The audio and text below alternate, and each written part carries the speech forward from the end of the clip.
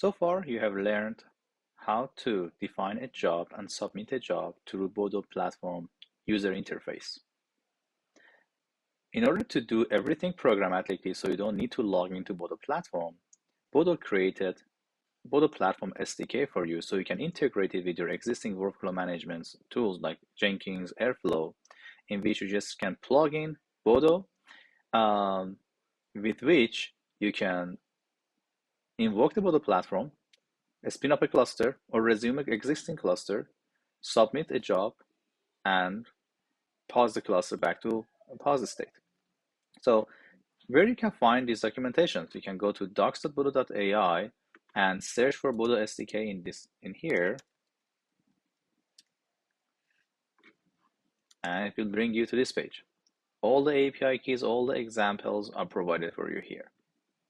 Thank you.